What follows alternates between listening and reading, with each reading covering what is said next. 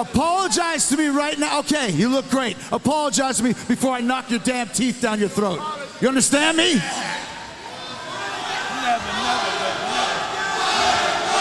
Don't hold your breath, Le Champion. Oh, Jericho slugging Tyson.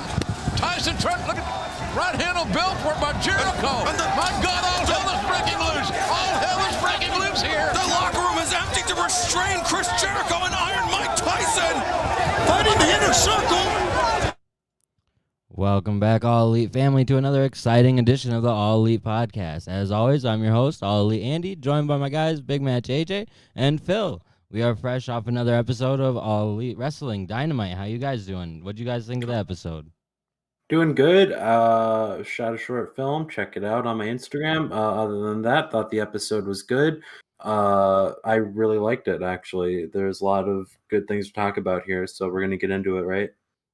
Yeah, that's the idea of the podcast, is to talk about what happened on Dynamite. I thought it was a really strong episode. I thought they really had, it was probably one of my more favorite episodes. They had a lot of really interesting segments. I thought the closing segment especially was really interesting. It's kind of different. I don't know if you definitely could find reasons to hate it. But if you're down to watch Chris Jericho fight Mike Tyson, then this is absolutely right up your alley, I'd say. Yeah, it's a matter of if you're okay with an old boxer still being relevant in 2020, but I kind of am. An old boxer that could easily beat up just about anyone who watches. Oh, yeah. No, and I agree with you 100%. That's kind of the stigma that's going to come from this situation, is that he is just an old boxer. But when you look at like him compared to the general, even AEW fan, it's like, dude, he would beat the shit out of anybody. Like half of the roster. Could you imagine even him fighting Chuck Taylor in a street fight? Yeah, exactly. So there's so much credibility behind Mike Tyson that it's a lot to. It's not hard for me to get into it. I thought it was really, really entertaining, really, really fun, really quick. Same here. And I was kind of wondering where they were going with this segment, but we'll get to the end of the show in a minute. This whole show from top to bottom had a lot of exciting moments that were really, really interesting. Let's talk about the beginning of the show. We got Jericho talked about the upcoming pep rally, which, like I said, we'll get to that part, but they just kind of hyped it up to begin the show. We then get a rundown of the entire show. After this, we got a really fun promo featuring the Elite and Matt Hardy. They were just kind of setting up the match where we had Matt Hardy go through the various versions of Matt, and he turns into a younger version of himself. He says he's going to become a spot monkey with the Bucks for their upcoming match. So this was fun. What do you think about them doing this with Matt in this way, where now he just simply transforms? It's not even the lake of reincarnation. It's just Matt can walk off screen for 1 minute and come back and be a totally different version of himself. I kind of like it. I'm not gonna lie, just because it's fun. Like that's the size of it. It's fun. And there have been so many different versions of Matt Hardy that him having the split personality gimmick is kind of cool. I think the well will run dry pretty quickly, though. That's my only issue with it. Yeah, I think it's definitely a little jarring if you're not used to like how wacky wrestling can be sometimes. Yeah, sure. I know that there are people I know that didn't like it because there was some, like with the Lake of Reincarnation and all that stuff, like there was a purpose behind it. You know, very loose, not like a real purpose, but there was some kind of on-screen purpose for it. And now he just kind of like can freely change gimmicks and all that stuff. The match itself was good. I thought it was just like a weird thing to kick the show off with, but it was solid. Yeah, I mean, it obviously had to lead to something, to lead to FTR coming out. You obviously have to have the Bucks involved in the opening segment, and it really wasn't that bad. I thought it, for some people, if you don't really understand what's going on, you might not get the whole Matt Hardy thing, but for people who do understand, I think it's really enjoyable, and you kind of get why he's going into this spot monkey version of himself to work alongside the Bucks as a team. And acting as a different version of himself when he's teaming with other people. Yeah. It's kind of interesting, and it could lead somewhere at some point, and I'm not exactly sure where, but that's kind of what they do really well, especially Matt with this broken thing, is there's definitely going to be a light at the end of the tunnel or a reason for all of this at some point, I have to feel. And obviously a reason for this match, like we said, we have the Young Bucks picking up and Matt Hardy picking up the win over Private Party and Joey Janela in about 10 minutes. After the match, the Butcher and the Blade attack the Young Bucks. Matt Hardy is helping Mark Quinn to the back for what looked like a serious injury, but I think they were just selling it really good to get Matt away from the situation. Yeah, I believe that's the case because no doctor checked on him, at least on screen, because Kira was very upset that nobody was checking on this man who was very seriously injured. Yeah, shout out to him, too, because he sold it really well. They all kind of sold it really well. The commentary did, I think. Matt just saying he looked like he was in serious pain. They should get someone over there to help him type of thing. And Matt quickly going over to help him. Like, it would make sense, Matt being like a vet, checking on a younger talent. And for a second, you were like, AEW kind of looks really bad here in the way they're handling this injured superstar, not necessarily, like kind of like you said with Kira, not getting him the attention you think he needed initially. Turns out it all makes sense because, like I said, they want to just get Matt away from the situation. Butcher and Blade attack, but as they attack, we have FTR come in, and they look like they're going to attack the Young Bucks. Instead, they beat down Butcher and the Blade, which was really sweet. It leads to a moment where the Young Bucks hit a double super kick on the Butcher, and then FTR hit their finisher. This was dope. It was really cool seeing FTR finally debut for AEW.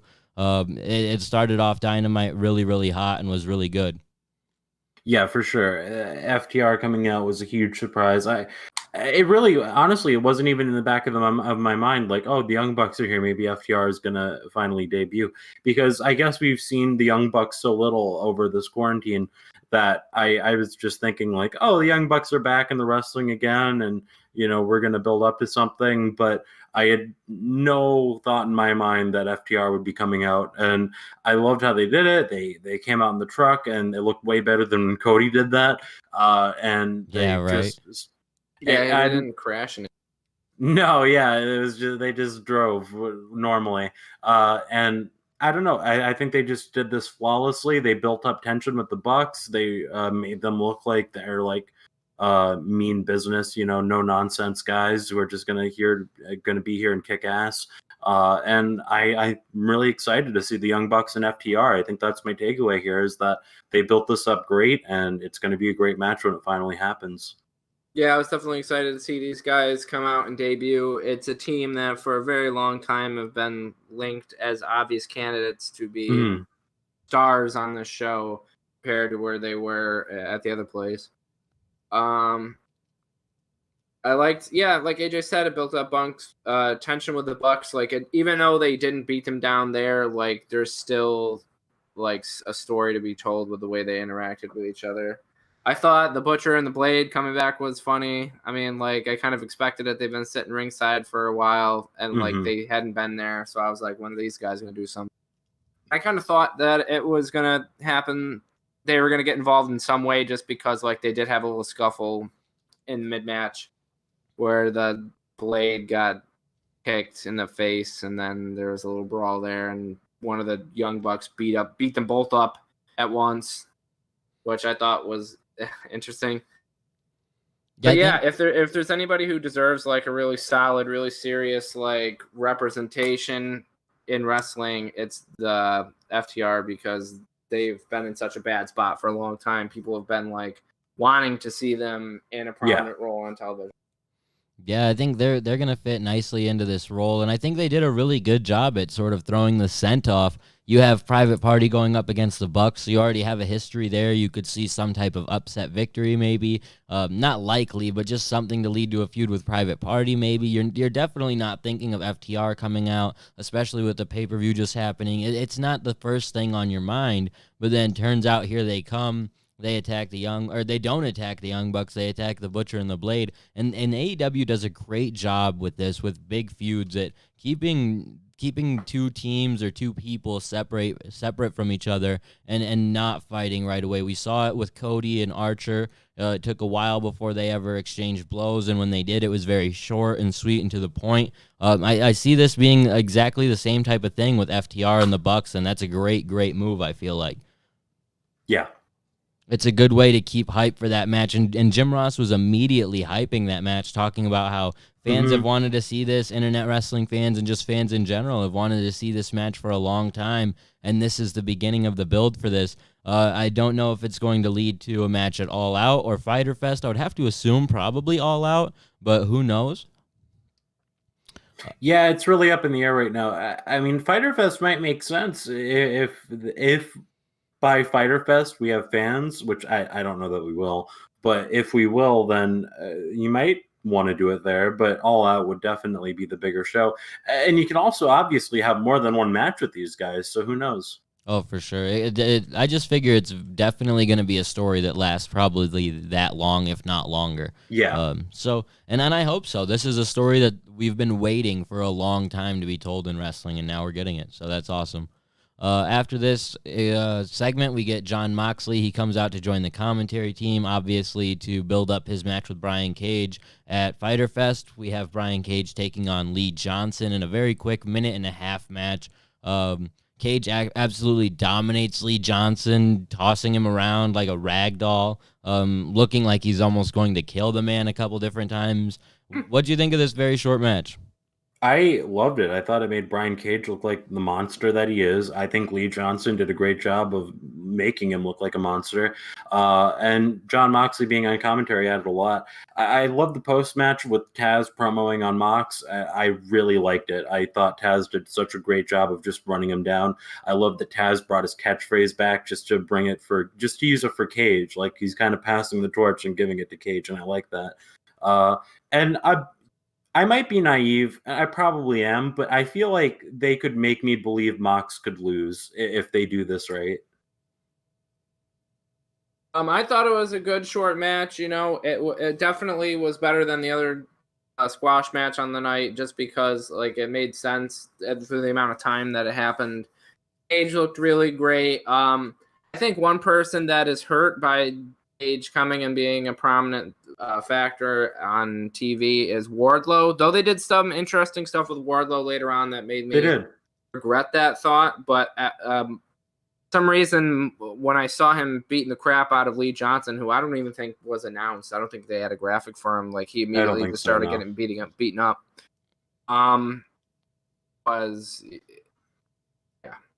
Yeah, he that just kind of is the squash guy. Well, he kind of looks like and does Wardlow's thing a lot better than Wardlow does, because he just has so many more years in the business, so much more experience in that exact same type of position. So yeah, I didn't necessarily think that it hurt Wardlow. That wasn't my first thought. I just thought that Cage definitely set himself apart. But as you mentioned that, I do agree that it does do a little bit to Wardlow's going to have to do something else to set himself apart. And I think that it's a good reason that they're sort of doing a very slow burn with Wardlow. They're not rushing anything with him. He's still kind of MJF's guy. Like, he doesn't have to do a whole lot. So it's kind of unfair to compare him to Cage because he's just not even in that position. But yeah, when they're both going to do squash matches like this, Cage's will always look better. But that's why Cage is the main event guy. That's why he fits right in that main event position so easily, and it's so believable. So, yeah, it was short, sweet, and to the point, and I agree with AJ to an extent. At the very least, I might not believe that Cage can win, but I will probably be pulling for Cage to win, and it's no discredit to Mox. I just want something a little bit fresh at this point, and it's not, again, Mox got a real shitty deal being champion going into a pandemic. But it's kind of the same thing with Nyla when she lost. The whole division just needs a refresher. It's not their fault, but it needs a refresher. Yeah. So, but who knows? And this feud could be the refresher. The last feud was really good, too. So Mox is starting to get on that roll where if he does go over Cage, I won't be too mad about it. But they're putting strapping a rocket to Cage. That's literally a phrase that Tony Khan used at the presser about him. So I won't be too surprised to see Cage win that one. It should be fun. It should be a really fun match. And, hell, I won't be surprised if it goes to some type of no contest because it will be Fyter Fest. So that's true. Yeah, definitely. And then do it again at All Out and have a definitive finish. That would be great. Because I know, like, in all likelihood, Cage won't win, but I really think that if they do this right, they could really make me believe that, Cage is going over. Well, I mean, if you ask me, honestly, at this point, I believe he will and should win because why do all of this with him to have him lose in a month? Like you're pushing him this heavily, doing this much, literally saying you're strapping a rocket to the guy. I mean, Oh, they did that with Lance Archer. and Brody, kind of. Yeah, but I don't know. Yes, I would say to Archer a little bit, but I don't know. I think Cage has that kind of everyone behind him in the company. I think Archer, when he was brought in, like Cody said it himself on social media at one point or during an interview, I believe, he was like, I wasn't 100% behind Archer coming in, but now I get it. Like, I get it. And I'm glad we brought him in. That's interesting. And it, like, Khan and everyone seems to have been behind Brian Cage. I could just definitely see it. And Cage fits in so well with feuds that are already top guys, like a Kenny Omega Brian Cage feud is automatic money. So I just think that I'm already kind of convinced, and that's fun. I like that because I don't see how you can beat Cage if you really want him to be at that top level. Otherwise, he kind of comes in just like Jeff Cobb.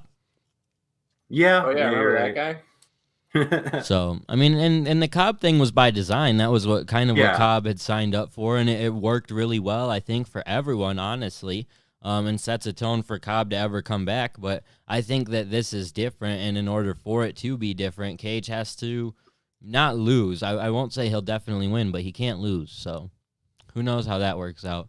It's a good build, though. I like it already. After this, we get Tony Schiavone interviewing Britt Baker. This was a fun little segment. I like this. Just Britt talking about how her injury wasn't by accident. It was a conspiracy. She starts running through the people who have injured her and then somehow gets to this theory that Aubrey Edwards is the brains of the operation for injuring her. Yeah, this was fun because she's running down, obviously, a referee that a lot of the general AEW fan base really likes. So that's automatic heat right there. Who knows where it leads to?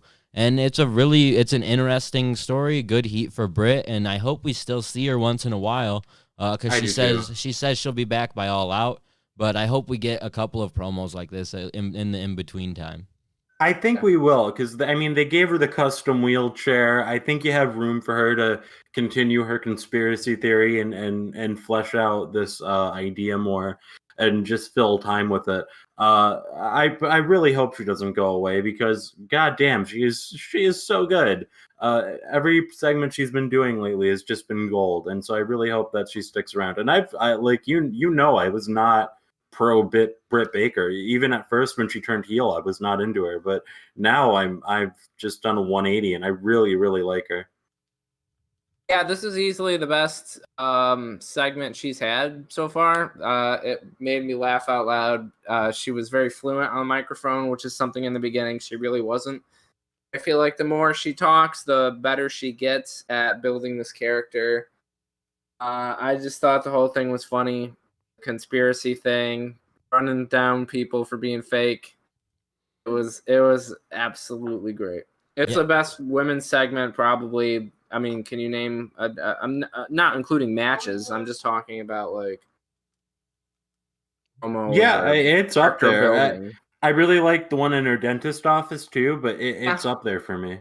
Yeah, and that's the one thing I was gonna say is I like this promo and a lot of the promos that they do, but I think they should just try to give up until they can have fans. Give up just doing the live audience promo thing because it feels so weird without any fans there. Like the end of the show, and I understand that can be weird because how do you do segments like the end of the show?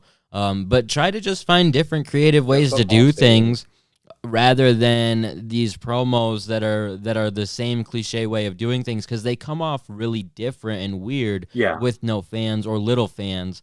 Because the fans, it's not organic. No matter what the feeling is, it's still not organic. Like if they're cheering or booing Britt Baker, it just feels very fake because they're proud of her peers, so they're not booing wholeheartedly. They're just booing because they're supposed to. And it's good. It adds to what's going on, but these segments just aren't hitting the way they normally would. So and you brought up the Britt Baker dentist office segment. Those ones you don't even have that feeling because you're not expecting a crowd there. So I think they should try more of those. But otherwise, totally this was really great. I agree that this was really great. They're doing a good job with Britt. I agree with Phil, too, that this was probably one of her best segments, but that's not to say her last few have been bad. She continues to improve every week. I mentioned it to AJ. It's a shame that she got injured right now as we're seemingly going to get Hangman Page back more often, because they are kind of my two favorite people on AEW TV, where every segment they're in, I don't really have much bad to say about them anymore. So it was good stuff. Very, very good stuff. After this, we get Alex Marvez. He's interviewing the Inner Circle, talking about the pep rallies, so they're obviously doing a lot to build up to this segment at the end of the show. We have Orange Cassidy, who just kind of strolls on by, and of course, this pisses Jericho off. They say they'll see you later, so obviously they're going to exact their revenge on him. There's not a whole lot to say about this one. We can just skip over it, yeah? Yeah. I mean, it was fine. It did what it did. Set the tone for them to attack Orange later, but nothing else much more than that. After this, we get Hikaru Shida taking on Christy James. This was a relatively short match, but it didn't do a whole lot for me. I struggle with matches like these featuring champions. Someone like Hikaru especially, who should be at that top level, going up against a Christy James and not just dominating the entire match. Sort of going a little bit like 60-40 almost, giving a little too much to Christy at some points is how I felt. I just feel like Hikaru shouldn't, at this point, she shouldn't be almost trying to elevate someone that she's beating. She should just be trying to elevate herself, if that makes sense. So It does. It does. I don't mind the philosophy of having like no match be a squash match, but I agree with you overall that really, if she just won the championship, she shouldn't be looking weak against Christy James, or what's her name? I'm sorry. yeah, Christy James, yeah. Christy James. Someone that we're just super unfamiliar with. And I get it. It's tough because we just came off of a literal squash match, a 1.5-minute match. So how do you book this in a way that is going to be... It's somewhere else in the card, probably. Yeah, probably something like that. Or just give her a highlight package or something. I know a promo isn't exactly the ideal situation for Hikaru Shida, but like a highlight package, something hyping up her run from the beginning, like her very first show with AEW, all the way up to this point. Like, that would have been so much more impactful than this match. A random match, yeah. Like, honestly, think about it. Just a 5 or like, shit, this match was 5 minutes. So, yeah, 5-minute video package of Hikaru Shida, Kenny talking about signing her, fucking Cody's wife, Brandy Rose, Brandy talking about signing her. Like, all of these people talking about bringing her in, her growth, and then highlights of her matches and all of this stuff. She has already some really impactful matches, too, that you can include in that highlight reel that would have been so much better than this simple match was. So sometimes it's something to think about. They gotta continue to think outside the box. Just because we're almost out of this period where maybe we can have fans and stuff again doesn't mean just go back to the same old, like, by the books booking, I guess, would be the easiest way to put it. Continue to do things outside of the box. The highlight videos they were doing before, that type of stuff. Don't give up on it now, because like I said, it can just be way more impactful than these 5-minute 50-50 squash matches, because it's still, Christy was never going to win. Yeah. Yes. I was just offended that she was getting offense in, I guess, was my point. Like, I was never like... she was getting offense in, it was just that she was getting so much in. Yeah, exactly. Because I didn't think she was bad or anything. I just thought this is a whole lot for her to be getting in. Yeah, and that's kind of exactly where I was at. And it happens sometimes with Kenny, and it makes sense. They do it with Cody a lot too. It makes sense with those two. With Hikaru, it doesn't make as much sense to me, especially with, she did win the title, but she lost the week going into winning the title, so she shouldn't be already looking kind of weak as a champion. But it was still a short match. She won, so it's not a whole lot to complain about.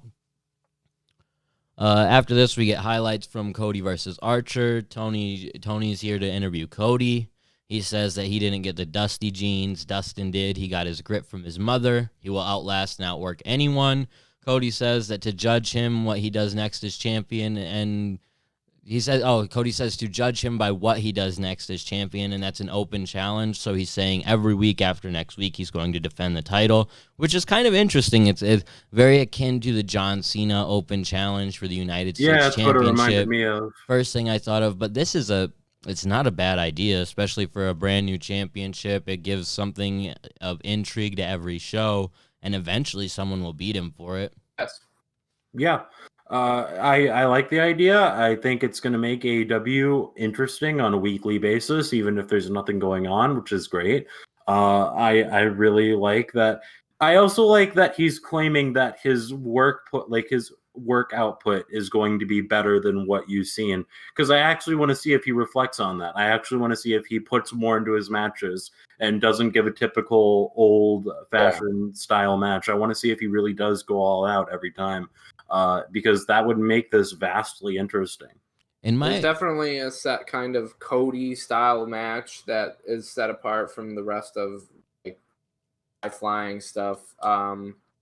Doesn't always translate well. So, but your point was good. I didn't even catch that during the promo, but I'm also interested to see that if he's going to defend on a weekly basis, if it translates over to like his match quality too, because it makes these matches that I complain so much about with Cody, him against lower card talent. Oh, Cody's just going to win. Who cares? This added element makes the matches more interesting because now instead of it just being a throwaway match on a Dynamite, it's a title match. And like every guy who's going to go up against him, it's like, okay, here's your like shot at a relevant, like decent match with implications on the line. You make people care. Yeah. Well, and I think, honestly, he kind of does have to deliver on the work rate thing because if you remember back to the John Cena Open Challenge, which, it's a whole different company, but it's impossible to not compare the two. I think anyone who knew about the United States Championship Open Challenge would easily compare the two. Those matches are remembered super fondly because, one, Cena was wrestling super great talented wrestlers who were helping him elevate his level, but he was also elevating his output and putting forth really great matches on a week-to-week basis for like a month and a half that helped guys like Sami Zayn, Daniel Bryan, etc. This is what I'm expecting from Cody in the same way, and I love it because we've sort of expected it from Cody a couple of different times, especially AJ and I. We've gotten on the podcast before and been like, I'm expecting Cody to elevate this guy even if he beats him. And more often than not, honestly, it's been about 50-50, but probably still more often than not, we haven't come away super impressed by Cody elevating the talent he's facing. So the fact that he said this and wants to do this with this open challenge, I'm super into it. I hope it's a good challenge, and they use the Battle Royal to initiate the first challenger, which I think is really smart. So yeah, I like it. Yeah, definitely. After this, we get a very weird number one contenders match. I absolutely understand, I think, because it's a number one contenders match for next week. The winner of this match will get a tag team title match on next week's Dynamite. I believe the Best Friends will be number one contenders for Fyter Fest or maybe even All Out. I'm not totally certain. They said Fyter Fest. Okay, so that makes all the sense in the world, and that's kind of what I figured, but it's still kind of confusing, no? Yeah, no, it is. So, and I get it, but I just wish they wouldn't do that. I mean, hell, if anything, call it number two contenders match or something like. I guess, yeah. Like, to be honest, because it's still weird. How will they end up doing the rankings next week based upon this anyway? But nonetheless, the match that we're talking about, we have SCU taking on Jimmy Havoc and Kip Sabian, and to the surprise of many, Jimmy Havoc and Kip Sabian picking up a victory over SCU, now number one contenders for the AEW Tag Team Championships. This kind of annoys me as someone who has to deal with the whole, like, oh, do rankings actually matter in AEW thing? And you wanted to believe they did, and throughout the pandemic, you were like, I totally understand, things happen, so whatever. This is just kind of ridiculous to me. It's out of left field, yeah. It's like if a UFC fighter lost 3 in a row but had a 3-3 record still, so they were put in a number one contenders fight. Like, it just this type of shit wouldn't happen in any type of way. Like, you can sometimes justify the way the AEW rankings work by comparing it to college football rankings and stuff like this, but none of this would happen in any sport. So the fact that it happened here, like, I'm glad because I didn't really want to see SCU against Hangman and Kenny. Because hell no. I just wanted to see Hangman. I want to see Hangman and Kenny retain, in all honesty. So that's kind of where I'm at and cheering against anyone who faces them. So yeah, Havoc and Sabian seems like an easy win for Kenny and Hangman. So I'm with that. But outside of that, Dude, this is kind of whack. I was shocked when they showed Yeah. Jimmy Havoc's record and it was 7-3, and I was What? like, Really? all right, well, this will balance out tonight. And then they won. And it's weird because I kind of like the dynamic these two guys have because they had nothing going for them. They threw together them in a tag team, and they're like kind of entertaining. Like for some reason, I think. Yeah.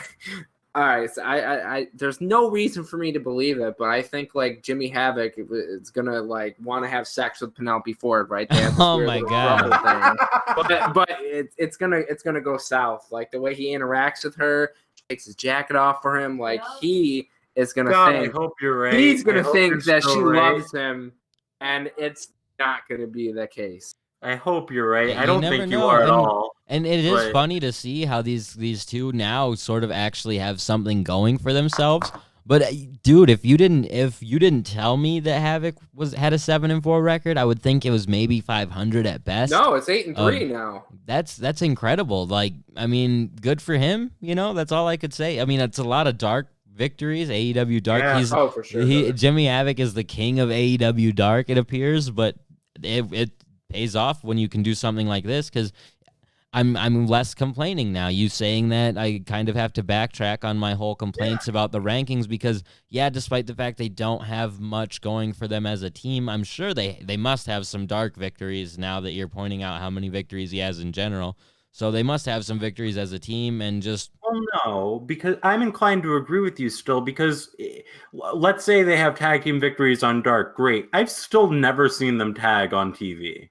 I've never seen them win on TV. I know I've seen them, like, I just know I've never seen them as a team, like, actually win. So it is a little out of left field, but there is justification behind it. Like, you can find it. So I just have to backtrack a little bit, I think. At least for how I look at it and my whole look, like, I think that it is kind of corny that they use Dark to bolster people's records and make it look one way or another. For sure. But Because then it becomes a point of like, who will ever watch this because you know what it is. It's just a feeder program. oh yeah, and when I saw the card for it this week, I this is why we don't cover it, Phil, because especially at this point, Be decent. at this point, it's gotten even worse where it is just that add numbers to people's record thing, but it does add that credibility when we start getting to this point. So it does leave me a little bit less like, I can't complain so bad, honestly. Havoc has enough victories for me to consider him a contender for a title. And I if they won the titles, then I would be in a whole different ballpark with it.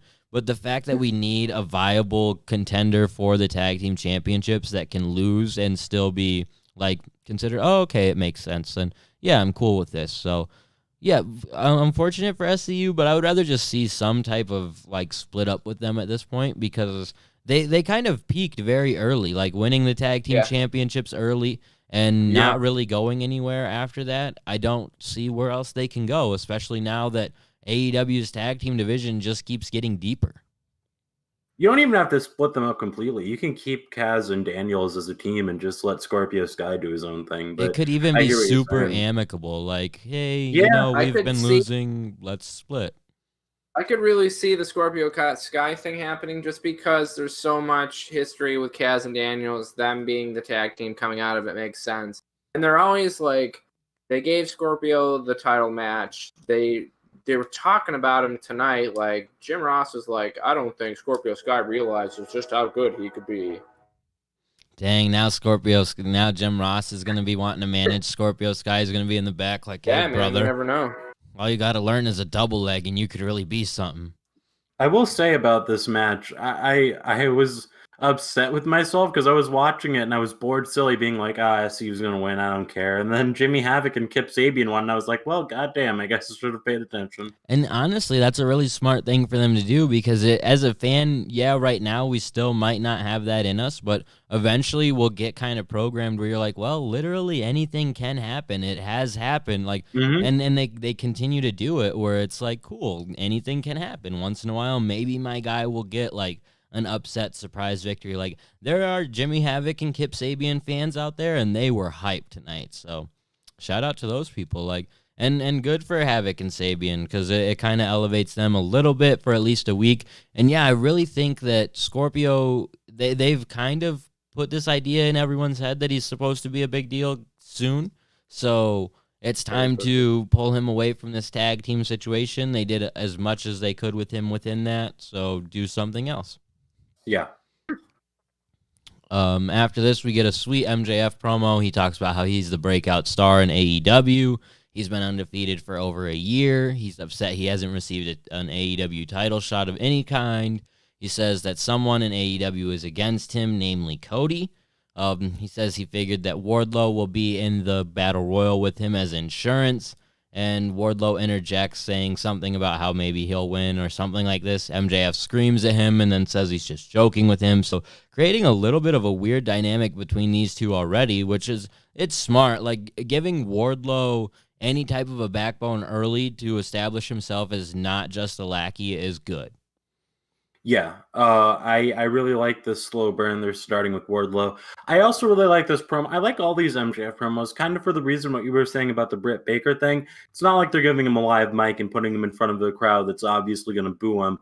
They're putting him in backstage in front of a green screen and doing it that way. And I think that's the way to do it with MJF because, you know, some people probably need the crowd reaction more. MJF doesn't. MJF can just talk and sell. You know what the natural reaction for him would be? So to get that weird reaction, that like semi-fake boos from the crowd, it's way better to just not. So yeah, I agree with you 100%.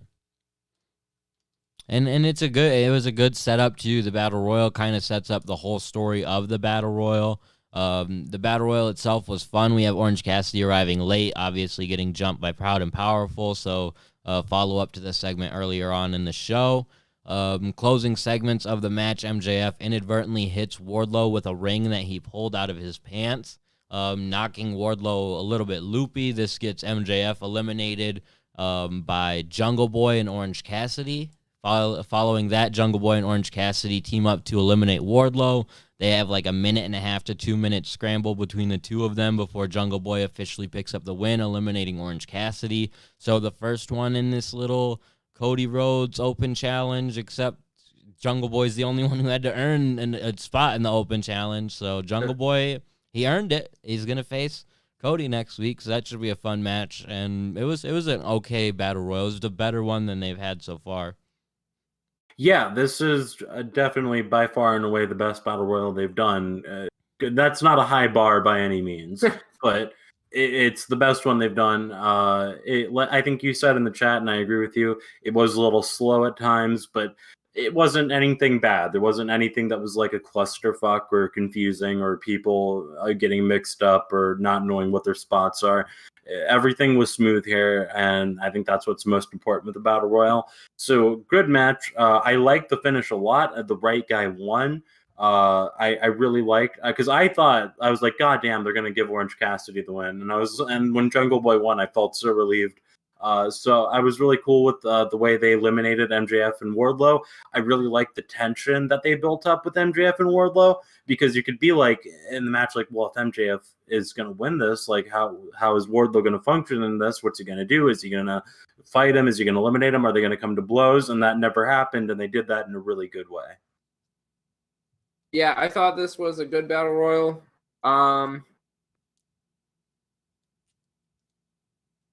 I saw all the competitors in the match, and I guess I had a higher bar for like who was going to be in the Battle Royal, but I guess it makes sense because most of those guys were in that crazy ladder match and probably have to heal up.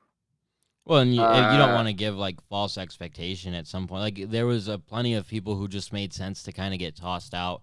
And there was enough credible superstars in there, MJF and Wardlow in there to build the story. Like, I get what you're saying 100% because the TNT title is a new title. You want to kind of have some of the relevant guys in there. But if you have an Archer in there, or even he's the first one that I can think of that was namely missing, but a couple other guys missing too.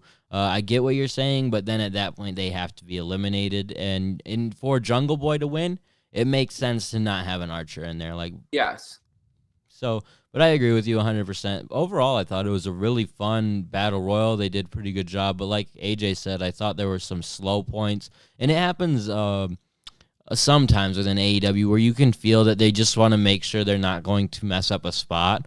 but it's so noticeable and kind of like it just takes like a 3-second pause on the match, and then we continue on with what we're doing. And it's much more obvious because they all wrestle at such a fast pace. You're used to watching the WWE style and stuff like that. Really doesn't. Mm-hmm. They don't have to take that time to set some crazy thing up. Yep, exactly. Or just have to get themselves literally into position for something. It's like, okay, Yes. I get why you had to do that, but why'd you do that? Like in realistic thought. Yeah. So, but other than that, like it was fun, and they did it like AJ said, the right guy won. It leads up to Cody versus Jungle Boy, and that's one that has to deliver. That if Cody's going to do this work rate thing, and Jungle Boy, I will admit, as much as he's been losing, and I continue to complain about that, he's starting to get on that road, I think, to not racking up wins, but he's a significant character and going to continue to become more significant, especially after next week. Like, Yeah. I'm starting to believe they'll follow up in his important losses now. I would hope so, and I think so too. Because it really does feel like it's the right time to start, like you said, just start Jungle Boy on that road. You don't have to have him go over everybody under the sun, but just have him start, going over, getting serious, and build something up for him at Fyter Fest that's actually credible. And who knows, maybe that'll be with MJF or something, because he did kind of get his win back over MJF. Not literal win, but by tossing him out of the Battle Royal, being involved in eliminating Wardlow. Like, these are good things to be a part of, and kind of gets back at MJF for the match they just had. So I could see that potentially leading to a story between those two as well. But yeah, I think that Cody versus Jungle Boy is going to be great. And we talked about it before, but we mentioned how on the pay-per-view we would have loved to see Luchasaurus and Jungle Boy versus Wardlow and MJF. So that would be the perfect opportunity to do that. Yeah, it seems like something that'll probably come in the next few weeks on Dynamite. Or maybe even at the pay-per-view, You know. Yeah, so But I didn't really start to get into this match until the final two when I realized that it wasn't going in the direction I thought it was. Yeah, I think I was kind of right there with you, because I was just like, MJF is probably going to win. We're going to get Cody versus MJF and especially first. after he's like, oh, I guess someone doesn't like me very much. Like, it was going in that direction, and it felt like it was going to go in that direction, and then it didn't. I like how when That's they bait and switch us, it's not like the Vince McMahon version where it's like, oh, everybody knew, so we had to throw him off the scent. It was just like, oh, you kind of assumed it was going to go that way, but instead we went this way, and it was way better. And I'm glad that happened a couple times on this show, because like I said, the MJF thing kind of felt like a red herring too, where it was like, oh, MJF's definitely going to win, but instead they did a whole different story with it, and Jungle Boy ends up winning. And that's awesome, because like I said, Jungle Boy versus Cody's good. It's a really good way to start Cody's open challenge situation. Like, however they want to do it, this is a good way to begin it. So they've then run down the card for next week. So like I said, Cody versus Jungle Boy for the TNT title. Omega and Hangman Page defending the tag team titles against Kip Sabian and Jimmy Havoc. Chris Jericho will be in action. We will also see Jon Moxley. Oh, no, that's Fyter Fest. Oh, I'm reading down AJ's list and just continue. I was like, we're going to see them in a cage next week? No. Yeah, so that's the 3 matches we have announced for next week's card, though. Like, that, they don't have to announce anything else, and I know they will, but they don't have to, because it's really stacked already. Talk about something fun to look like. The whole show looks like something fun to look forward to. Yeah, definitely. Just 2 title matches, Jericho in a match. What more could you want out of the Dynamite? Hangman back in action. Kenny and Hangman back together as an official team in an official match, defending their titles, like getting a defense in. It's not a significant defense, but it's a defense that you have to assume will be pretty simple. And then they can build up to the best friends versus these two. That's what's really weird for me. And I guess I'm glad they're getting the best friends feud in now, because like I said, this tag team division in AEW is now very deep, and the best friends might not be able to slot into a real major feud in a year from now with an AEW, with LAX or Proud and Powerful, I should say, the Lucha Brothers, the Young Bucks, FTR. Like, those are your top 4, and teams like SCU and the best friends, and remember Jack Evans and Angelico, like.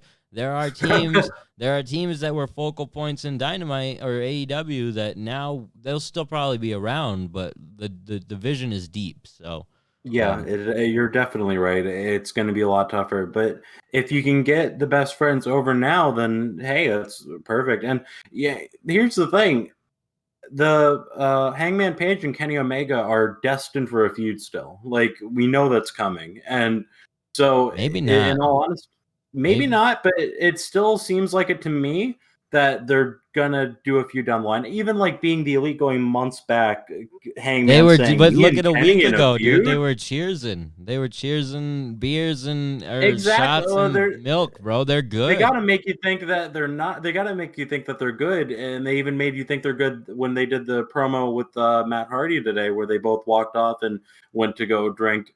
But I really think that's all just a subversion to get you to think, oh, everything's good. So when things aren't good, and when Hangman does turn, it's going to be all that more impactful.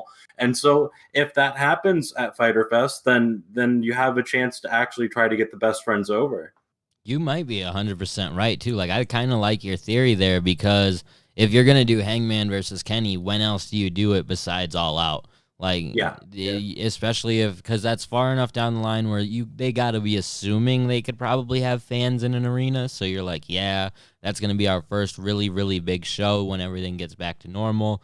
Like that's a time when that match would be a crazy card. Like the things that are potential for All Out, and who knows where they're going with it. But I think you could be right that they could start laying the foundation there because as much as I don't want to believe you, that is what happens in wrestling where they tease a feud, it kind of goes away, it looks like they're best friends, and then all of a sudden, boom, it all snaps right in your face. So I could see it 100%. Like. And I definitely not next week against Sabian and Havoc, but at Fyter Fest versus the Best Friends, you're right. If they really want to get the Best Friends into that upper echelon of tag teams, then yeah, they would beating Kenny and Hangman would be the way to do it. They would have to do some type of storyline building up to it because I'm still not convinced in any way. Like the Best Friends almost feel like a Sabian and Havoc to me, because they're just not as elevated despite their run throughout the pandemic and everything. There's just not a whole lot from them within AEW thus far that I've been like, yeah, they should be champions. So I think there's a benefit of with the team or even any kind of gimmick with the best friends that the best friends have, where if you're funny and silly and you're not very serious, and it works with Orange Cassidy too, as we've seen, then when you get serious, it makes that all the more impactful. And I think that's what's going to happen. that's fair, 100%. So I don't know. I just need to see, and we obviously will, I think, after next week, especially as they start really building towards Fyter Fest, which they didn't actually give us any details this week, did they? Like, I swore they said they were going to tell us when Fyter Fest was, and we didn't get it during the show. Maybe they'll do some type of media scrum after the show, but yeah. I would like to know. Because like I said, they've kind of gone with the same sort of dates that they went with last year. So if it is going to be around the same date, that'll be late June, which is only a month away. So we got like they have to start building certain feuds now. So I like where things are going. I really think that next week's show is going to be great. And then we close the show with what I think is a very, very great segment for AEW. We talked about it at the beginning of the show briefly, but this whole segment was pretty interesting. I thought at first going into it, because I had totally forgotten about Mike Tyson myself, I thought that they were going to turn on someone in the inner circle. That's very akin to something Jericho would do in some type of segment like this. So I thought maybe Sammy G was about to be out. I thought maybe they thought he had some babyface appeal to him right now. They were going to kill him off. But no, instead we have Jericho. He calls out Mike Tyson. He wants his head on a platter because of what happened to him in 2010, referencing a WWE storyline, which is interesting to say the least. Yeah. And then Mike Tyson comes out with a dope-ass posse of people, including Rashad Evans, Vitor Belfort. Like, who else was there, Phil? Do you remember any of A those? zombie. A zombie was there. Did you see the zombie? A zombie. Who the hell was that guy? Henry Cejudo, who just retired from the UFC as a champion like a month ago. So yeah, AEW, they had some pretty strong names out there within the combat fighting world. As much as this storyline comes from a place of strangeness because we're utilizing something that started in another company, it didn't come off so corny because Mike Tyson had a really strong entourage behind him. Phil does joke about the weird ass zombie guy, but outside of the crazy guy who was there to really get beat up, the MMA guys who weren't there that weren't gonna get beat up, they were still cool. Like, it was cool to see them. Yeah. This was a pretty Dude. badass segment. This was funny because I really wanted to know who that guy was. And then somebody punched him, and JR said, "Oh, look at that. Vitor Belfort just got punched." He said Vitor. That And I was like, "That's not Vitor. I don't know who you're looking at. Or you obviously don't know who Vitor or maybe Belfort Vitor is." got punched at the same time, bro. Maybe. I don't know. I really was focused on that dude just to see, what he was going to do. I was focused on there because I recognized quite a few of the MMA fighters. I didn't realize that was Rashad Evans, honestly, until I saw it on social media. But when I saw it, I was like, that's pretty I cool. thought it was him, but I've never seen him with long hair. Yeah, that's kind of what everyone on social media was saying. They're like, it was really hard to tell it was him because of his long hair. But then there was another guy with them, too, who looked like an athletic dude. The one who was holding the bubbly that I wasn't sure I have who no he idea was. who that guy was. So, I don't know. Very interesting entourage, though, that I appreciate what they've set up here because this will get mainstream attention. I think it's impossible to deny that. And it was done really, really well. And Mike Tyson, he still looks jacked. Like, if we get a Jericho versus Tyson fight at Fyter Fest, that's crazy. Yeah, I'm not complaining about it. It's going to be weird and it's going to be a spectacle match, but who cares? Like, that's what someone like Mike Tyson is for, right? And honestly, that does more than WWE ever did with Mike Tyson, because Mike Tyson was only ever an enforcer or just a guy who punches people in WWE. And so to actually put him in a match or a fight, or even if he's representing somebody to fight for him, whatever the case is going to be, it's interesting. Here's my thing, too. They have a boxer under contract, Anthony Ogogo. That's true. I think Who the hell was that? he was in the very early days of Road 2. They signed this UK boxer. He went to the Olympics for boxing. He was in almost a gold medalist. His mom was dying while he was at the Olympics. He was leaving to go to the hospital to visit her in the middle of the trial. Like, he has a really interesting story and is a boxer. And kind of would fit if they needed someone to date. And he would be very green because he was still very new to wrestling. Yeah. But this is a good way to introduce him if that happens to be the route they go. Which, like AJ says, maybe Mike Tyson doesn't fight. Maybe someone just represents him. That would be honestly my first guess. That's the best.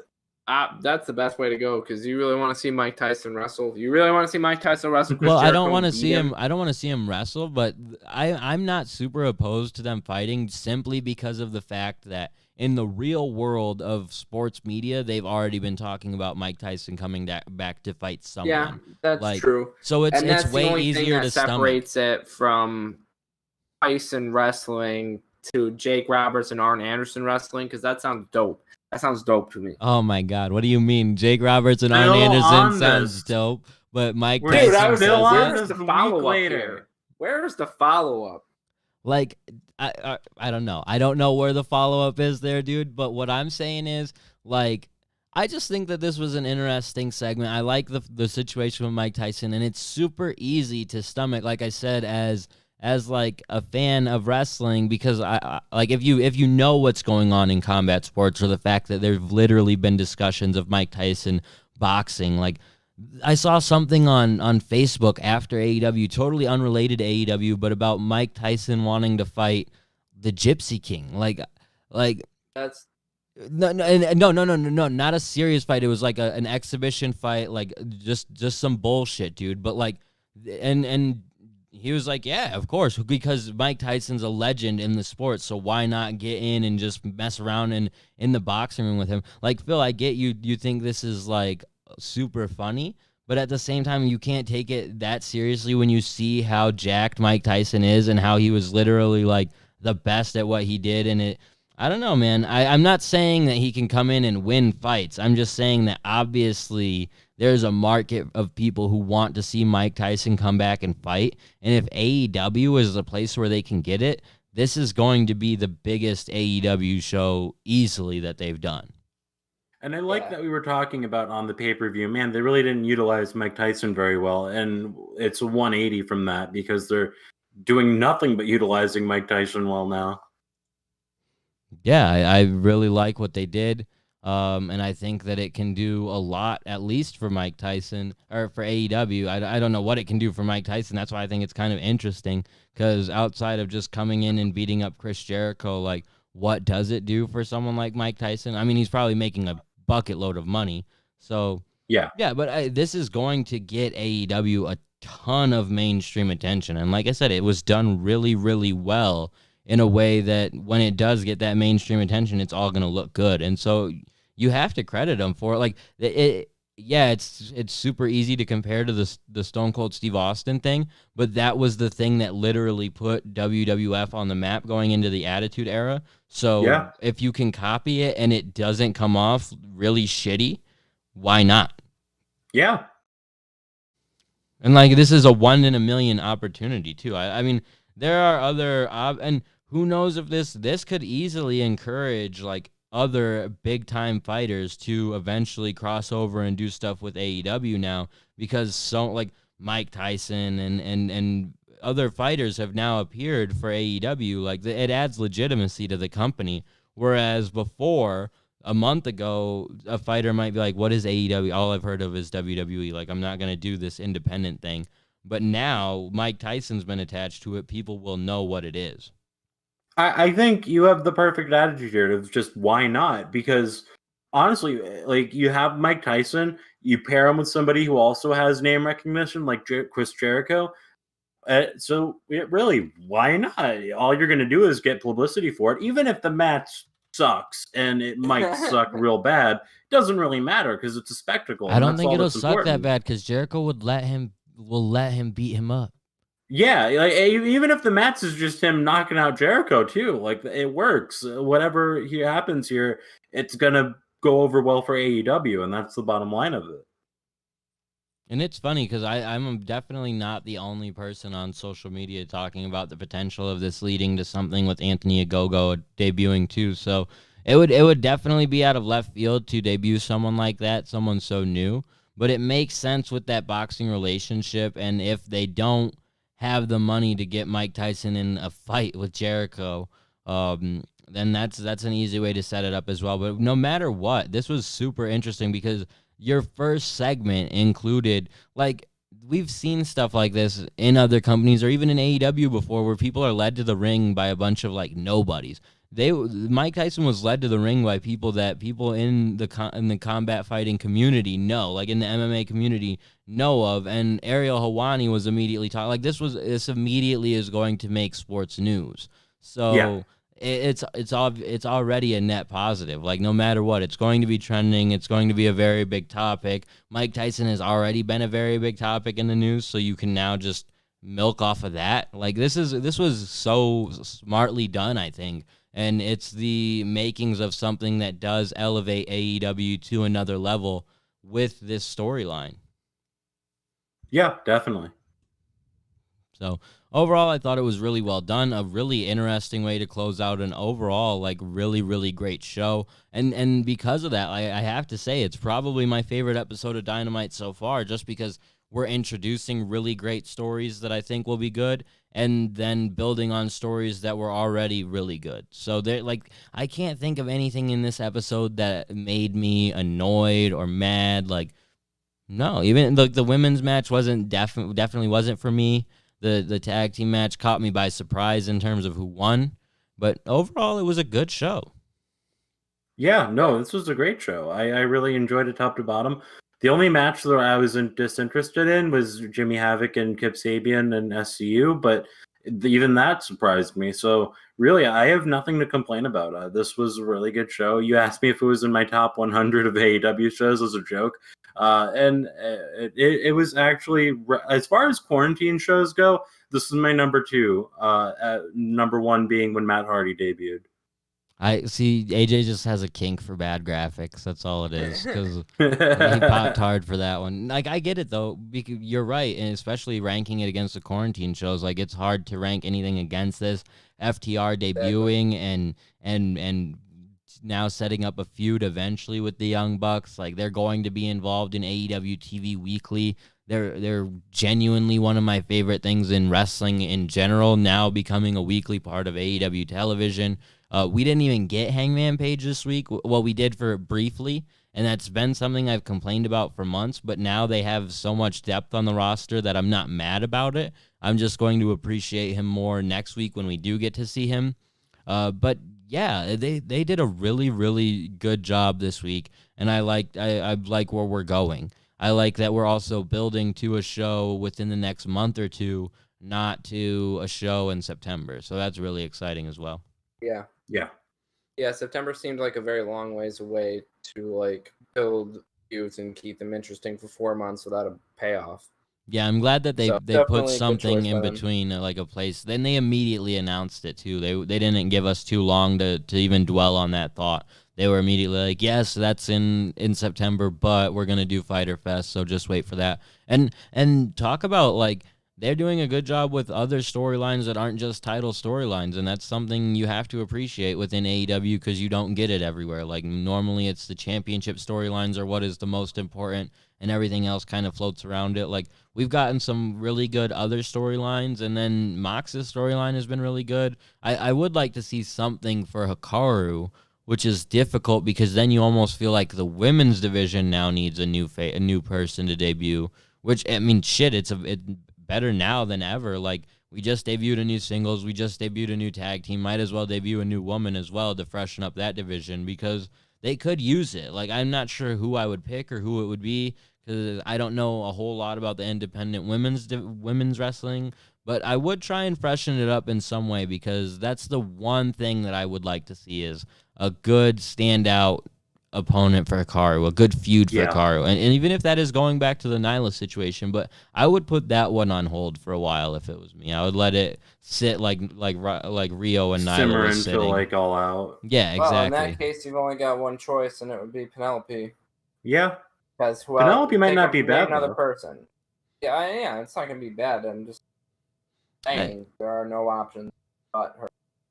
Yeah, I mean you're pretty right. I would have to say.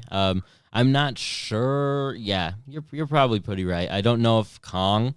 Oh, they did tease something with Bea Priestley on social media, but she's stuck in the UK. So yeah, outside of you're right, Nyla going back to the same situation with Nyla, it would be Penelope, and I like Penelope, but I would rather see her get a slow build. Rushing her into the main event scene of the women's division would be a big mistake. Yeah, like beating Rio randomly. Well, yeah, I guess because they never followed up on her beating Rio. No, they didn't. So it was just a pointless. Yeah. A person isn't elevated just by beating somebody they're not supposed to. It's beating somebody you're not supposed to, and then you continue the momentum. But I'm not gonna lie, they easily could. And I don't know who's available in terms of the women that they have, but if they have any other women who they haven't been using because of the pandemic and now they're available, like Big Swole even, like that's the first name that comes to mind, but anyone of that nature, put them on for every episode, Dark, Dynamite, constant wins, rack them up, make it seem like kind of the same way Hikaru got into the number one contendership. She didn't have to have drama or a storyline, just build up a really viable contender and do a really cool match between the two, and then go back to the Nyla Rose feud. That's what I would prefer. But we'll have to wait on that one. Otherwise, they've done a really good job with what they've got, and obviously things are going to continue to get better because we're just starting a lot of these feuds. So I'm excited to see where AEW goes in the coming weeks. I got an ESPN update on my phone that it's actually covering the Mike Tyson Chris Jericho thing. See? I wonder how WWE feels about that. Dude, that's a huge deal. You know what I mean? Like, this is probably going to be a very big moment in AEW's history, especially if they can capitalize on it and turn it into legitimate, serious momentum and ratings, because there still isn't anything going on in the world. There's nothing to tune into. So if people know they can see Mike Tyson beat up some guy on TV on Wednesday nights on TNT, like, yeah, their ratings will probably go up quite a bit after this week. We'll have to wait and see, but the Mike Tyson effect will be 100% real if they go from 750,000 this week to 1 million next week. So, and I would not be shocked, just because like Mike Tyson has been in the news, like, and sort of just randomly popped back up over the last year and a half or so, but has then since then been everywhere, like on all types of talk shows, does his own podcast now. like I said, within the last couple months, popped back up as a potential heavyweight fight type thing. Like, people thought it was a joke, but now it's been talked about so much. He's gonna fight in AEW. So they've done a lot of good for them this week, and they will continue to build on it, both from a mainstream perspective and of just a general wrestling fan perspective. So this is good shit. Like, there's no other way to put it. So I appreciated Dynamite this week. I'm looking forward to next week, especially with what they've got on the card. That wraps everything up for us this week. AJ, go ahead and plug your social media. You can follow me on Twitter at Big Match AJ. You can follow me on Instagram at AJ the Fitzy. You can follow my YouTube channel at Attack of the AJ. I put a new short film up there, so check it out if you get time. And that's all of them. And Phil, how about you? Where's your YouTube channel, Philip? I don't have a YouTube channel. I do have a Twitter, Philip with 2 L's, PHILLIP, Domino, DIMI. And as always, you can find the podcast on Twitter at All Elite Podcast. We're on Instagram at All Elite Everything. You can catch us on Facebook at facebook.com/All Elite Pod. We're also on YouTube at youtube.com/All Elite Podcast. And if you're watching us on YouTube, please make sure you hit that subscribe button, brother. You can also follow me on Twitter at All Elite Andy. Until next week, thank you guys for tuning in.